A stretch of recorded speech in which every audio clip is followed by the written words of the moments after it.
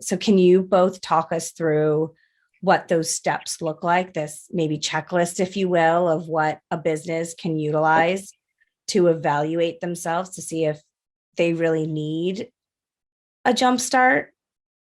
Sure. Yeah. So, first thing we're going to do is go on a fact finding mission and say, hey, what are your mission, your vision, and your values? Can you define those couple things, right? Those core principles or tenets of your business. We want to know what those are. We want to know what your message is, your voice, right? Your voice and your tone.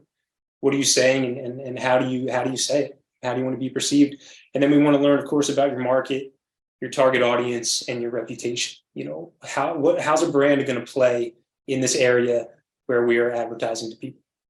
And once we understand those things, it really just becomes, a tactical checklist. Things like, we need a logo, right? We need an aesthetic. What colors do you hate? What colors do you love, right? It's purple off limits, things like that. Textures and patterns. When you look at a lot of marketing assets, you're going to see a lot of different textures, patterns, abstractions. We want to get those figured out, and we want to create, a standard there. Fonts, how are we treating our text? Things like tagline. Taglines are so important. They become your signature. Hopefully a tagline is something that you can marry your brand to for decades, and make that a strong sticking point. Music, jingles. I love jingles. Some people think that jingles are kind of outdated, and why would I need a jingle? I don't do radio. I mean, jingles are so, they're so versatile. I really love a good jingle. So do we want one of those? Do we have a character? Do we have a mascot? Do we have a in-company personality that we want to position as an expert? Do we want to get a professional spokesperson? What are those unique selling propositions we just talked about a couple minutes ago? Do you have philanthropy? Do you have additional branches or properties or ventures that we're going to need to ladder up inside your brand? Those are all, boxes that we usually like to check off as we invent a brand. So I want to kind of revisit all those things here and there to give some tactical information, but let's start with the first piece of that fact-finding mission. Is there anything that you can think of to help people?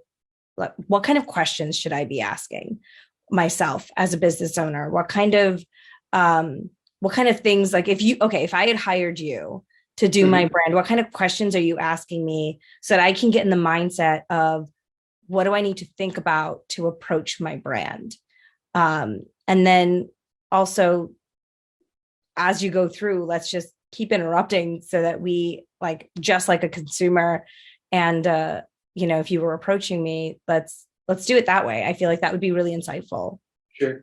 So I'll give the floor to Anthony. I feel like I've been doing a lot of talking, unless of course Anthony would rather me continue on here.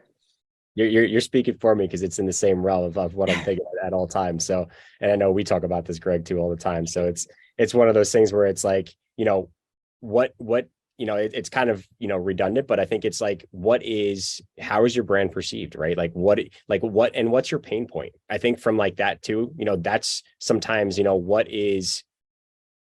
you're looking to rebrand, clearly there's an issue from that aesthetic, right? So if you're looking to have a refresh, right, maybe it's just, polishing it up like what you have, but maybe there's a tagline maybe there's a missing component, right? Maybe it's the jingle, like, Greg was talking about, like what's that piece that's going to set you aside from other businesses, right? So you could have a good brand, but maybe it's missing a component too. I think sometimes not necessarily we have to go so full of refreshing everything. It could be something like, hey, you guys are doing really well right now, but maybe you should be within this media, or you should be within this market, because that could be a missing piece, right? Because there's a lot of brands that are good out there that are doing a lot of good things, but maybe they're not in that space, right? I think that's sometimes another piece of the puzzle where it's like, hey, we could do this, but we could do it a little bit better, right? Because you could have this piece. And I think, that's where, Greg and myself, we take a look at, new brands or new companies, and we take a look at things and kind of really dissect and break it down to be like, okay, what's the missing piece, or what do they need, right? Maybe it is a brand refresh, or maybe it's a totally new brand, right? So, and then that's where we kind of go through, like Greg was mentioning, all those key components, right? As far as the tagline, the aesthetic, the design, the creative, like And then how do we build off that, right? It's almost like a pyramid system from the top down, right? So we try to look at everything from that side and like work off that focal point and then build off all the other pieces. One of the things that I love is this concept of when you get asked those questions on the business side. When I was on the retail side, when I sometimes people would ask me those questions and I would have no idea how to respond. And so I would do my best. One of the things that I've seen you guys do, which I think is brilliant, is to really incorporate what are the front lines experiencing? Because sometimes when you're in your role, you don't always see everything. So when you're asked those questions, you don't have the best answers. But incorporating those front lines, what they're experiencing with customers, what kind of things are standing out to clients, what are you hearing?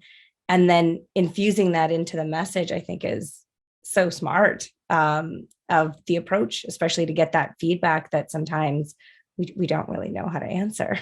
Yeah, and so riff on Anthony's pain points question. Sometimes the biggest question is like, hey, what do you hate about your brand? Yeah. You know, like, my grandfather designed the logo in 1980 and it's no longer relevant, or we don't, there are some elements of our brand where we don't even really do that anymore. So a lot of times people lean too hard into legacy. And when you ask them to kind of look at their brand and reevaluate it, they can find a lot of changes that need to be made. And, finding what they don't like is just as important as finding what they do like, what they do want. So looking backwards, I think, is critical, just as much as it is looking to the future. What are you both seeing now for current, to help bring brands to the current realm? What are things that people need to think about to infuse into their brand? And I know you've talked about consumer experience before. Is that a jumping off point for us to talk about? Well, consumer experience is definitely important. I think you want a brand that, for me, an ideal brand is going to be, modern, but it's also going to be timeless. We definitely don't want to be trend. We don't want to be of the moment.